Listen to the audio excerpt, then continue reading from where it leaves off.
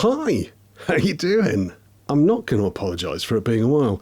You already know that. But today, we're going to talk a little bit about social media and, well, snails.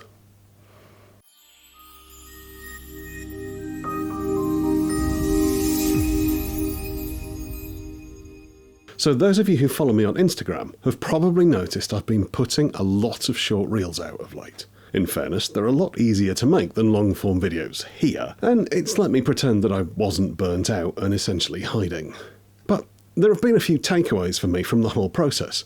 The first is that there are still loads of people who are genuinely interested in the history of recreational violence, so I'm going to try and make more of an effort to create content for those people. For you. We should stick together, really. The next thing that struck me was quite how many people are interested in snails. Let me clarify. I've put out somewhere between 50 and 60 reels since mid-October, with a variety of success. The least successful was part 2 of a series about R.G. Allenson Wynne, a fascinating chap who wrote several books on fighting. It had less than 400 views at the time of writing this. The most successful was slightly better with 155,000 views, most of which had come within 24 hours, and in fairness, it was adding about 2,000 to 3,000 views an hour while I was writing this script, so I fully expect it to be higher than that now. That one was a satirical alternative history video talking about warrior snails. Yeah, exactly. I did recently put this out as a YouTube short for those of you that don't follow me on Instagram. Basically, snails are a recurring theme in a lot of medieval marginalia, and I thought it would be funny to have a bit of a joke about them. I had no idea at all how popular it would be. I mean, the snails themselves are so awesome, and the art's hilarious, which is why I made a t-shirt. Mine hasn't arrived yet, which is why I'm not wearing it, but you can see them if you follow the link to the merch shop. I think it's below the video, but I'll try and stick something up here if I can. Seriously, people clearly love medieval warrior snails.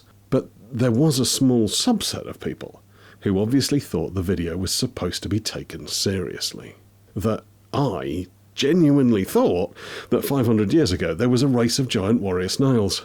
I don't really know what to do with that, but I'm definitely going to do some more alternative history videos just for them. Anyway, I thought it might be fun to spend a little bit of time looking at some of the theories about why warrior snails were so common in medieval illustrated manuscripts. Before we dig into it, I should say that there's no clear explanation, and while some people are absolutely 100% convinced they know exactly why, there are a number of competing theories and none of them are beyond debate.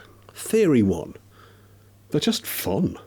I mean, they're adorable, they're endearing, and I suspect they're not too tricky to draw. Maybe the monks illustrating the manuscripts in question just enjoyed drawing them, and perhaps it was even a little bit of a running joke for them. Theory 2. It's satire. I mean, my video was, perhaps the original drawings were too. I mean, the idea of an armoured knight taking on a simple snail and losing is actually pretty funny, and they kind of wear armour too, right? We definitely can't rule that one out. Theory 3. A number of people across the internet seem to suggest that they could be connected to women and a monk's fight against earthly desires and keeping their vow of chastity. I'm just going to leave that one here and move on.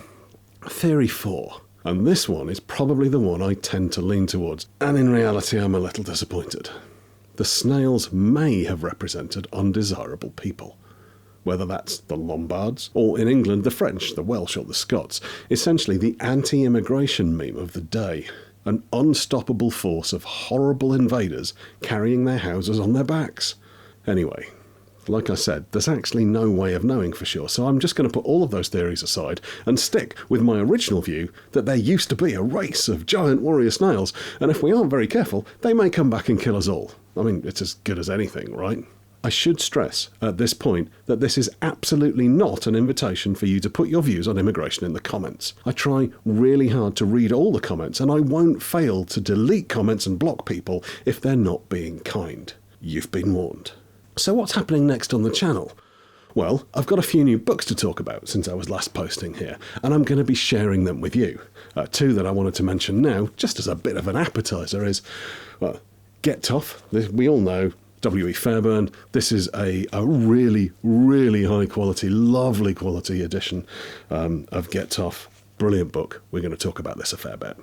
And also, I've been after this one for a long time and I finally managed to get a copy. This is Price's The Science of Self-Defense. Amazing book.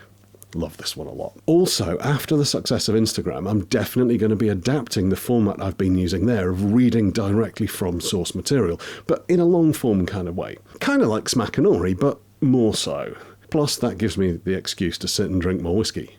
Josh, we need to talk. On top of that, I've got a few more interviews lined up as well, so if you know of anyone I should be talking to, please don't hesitate to let me know.